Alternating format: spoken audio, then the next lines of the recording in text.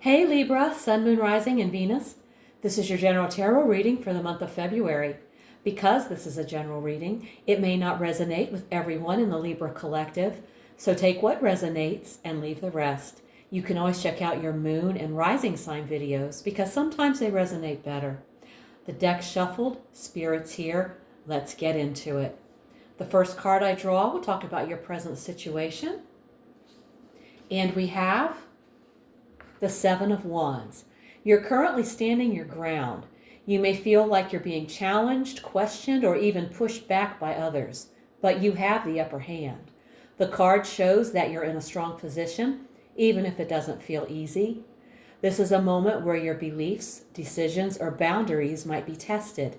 You're being called to hold firm to what you know is right, despite external pressure.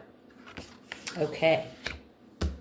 And let's look at your challenge for the month of February. And we have the Hanged Man. You may be trying to move something forward, fix something, or get answers, but things are not moving on your timeline. The challenge is accepting that you can't force this situation. Progress won't come from pushing, it comes from allowing. Spirit may be asking you to pause, reflect, or release attachment. This can feel frustrating, especially if you want clarity or closure right now. Let's take a look at the best you can hope for. And we have the Chariot. With the Chariot here, the best you can hope for is forward momentum, victory through self-discipline, and reclaiming control of your path. You may not control everything around you, but you can control your direction, choices, and response. Even if things have felt stalled, scattered, or emotionally charged, movement is possible now. This isn't about force. It's about aligning opposing energies, head versus heart, fear versus desire, and steering them with confidence. Commitment and perseverance lead to tangible progress. Okay. And now let's take a look at your foundation. We have the Page of Swords. At the root of things, there's been a strong desire to learn, ask questions, and gather information. You may have recently started investigating something, seeking clarity, or uncovering hidden details, and this curiosity is driving your current path. This card suggests your current situation was seeded by curiosity, fresh ideas, heightened awareness, and a desire to know the truth, even if you're still piecing all the facts together. Okay. And now let's look into your recent past. We have the Seven of Swords. This highlights a period just behind you where secrecy, avoidance, strategy, or deception played a major role. This card often points to something that happened quietly behind the scenes or in a way that wasn't fully honest or direct, whether by you, another person, or within a situation you were involved in. But that energy is now behind you, and its consequences or lessons are influencing where you stand today. Okay. Let's see what's in the near future. We have the Ace of Pentacles. This card points to a new beginning in the physical or material realm. Something tangible is coming your way, like a new job, opportunity, relationship, home, investment, or boost in health or stability. Be ready to recognize and act on opportunities when they come. Stay grounded and practical. Don't rush, build slowly with care. This is your chance to plant a seed that could flourish into long-term success. All right. It's great to get an ace. And now let's take a look at you. We have the Three of Wands. This card is all about expansion, expectation, and forward momentum. You're thinking ahead, preparing for what's next, and looking at the bigger picture. This could involve travel, new ventures, or widening your horizons in some way, mentally, emotionally, creatively, or professionally. You're in a proactive, future-focused state, and that energy is shaping the situation. And let's see what's in your environment. The Knight of Swords. There may be people around you acting quickly, perhaps recklessly. The mood is mental, sharp, and action-oriented, possibly with little emotional sensitivity.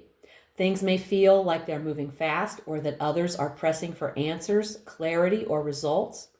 Your external world is being shaped by fast, assertive, possibly chaotic forces.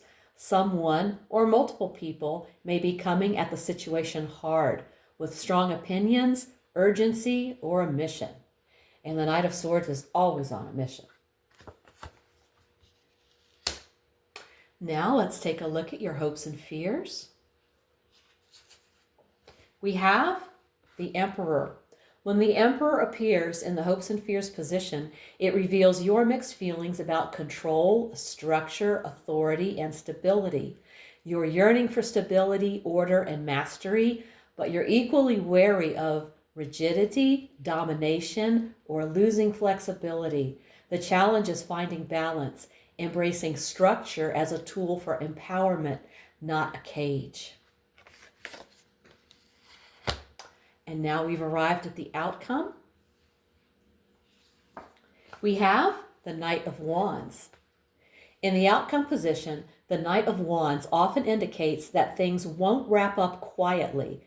There's likely to be movement, passion, and a sense of go for it energy. While thrilling, this can also bring impulsive or unpredictable elements. So it's important to harness that drive with some direction. And now let's take a look at the bottom of the deck. And that will show the energy quietly flowing beneath it all, the truth beneath the surface. And we have the Four of Cups. The Four of Cups here suggests emotional disengagement, quiet dissatisfaction, or overlooking something meaningful because your attention is focused elsewhere. On a deeper level, this card often shows apathy born from emotional fatigue, not lack of opportunity. There's more here than you think, but first, tend to your emotional state. Once you do, clarity and renewed interest naturally return. All right. Let's get a message from Spirit using the Oracle of the Seven Energies.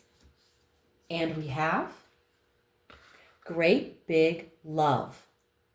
Great Big Love reminds you that love is the true source of healing, clarity, and direction right now. When things feel confusing, stalled, or emotionally draining, love is the lens that brings everything back into alignment. This card invites you to reconnect with love in its purest form, not just romantic love, but love for yourself, your life, and your purpose. You're being asked to release conditions, expectations, and perfectionism, and instead soften into acceptance and compassion. When you lead with love, your questions shift, your perspective expands, and the next step becomes clearer. Love is not a weakness here. It is your strength, your truth, and your way forward. Thank you, Spirit. That is a wonderful message. Now I'm going to pull another card for you from the Angel Therapy deck. You have guardian angels with you right now who are whispering loving and accurate words of guidance that can help you with every aspect of your life. Let's draw a card and see what their advice is for the Libra Collective for the month of February. And we have mediumship. You have the natural ability to connect with departed loved ones. This card is a sign that you're connected to one or more loved ones in heaven. The angels ask you to trust your feelings, thoughts, and visions about these spiritual connections because they are real. Perhaps you'll feel or hear a message that says, I love you, I'm fine, I'm proud of you, I apologize. In a quiet room where you won't be interrupted, use paper and pen to have a conversation with a departed loved one. First, call upon Archangel Michael to oversee this exchange, since he's the angel of protection who will ensure that you're talking to your intended person. Next, write to your loved one as if you were having a conversation.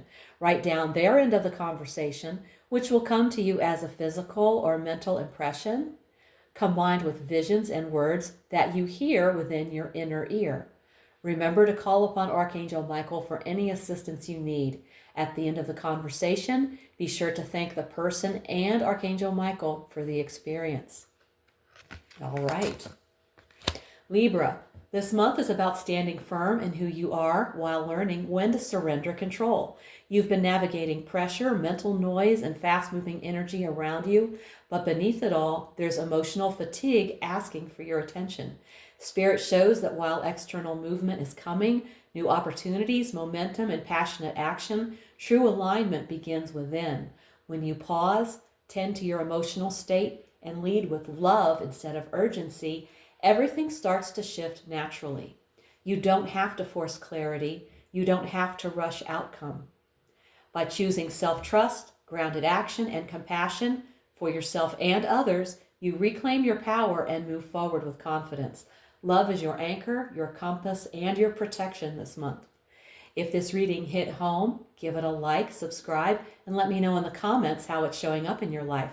If you want a personal reading, all the info's below. Also, check out my weekly oracle readings posted each Sunday for extra insight. Thank you so much for tuning in. Take care, and I'll see you in the next one.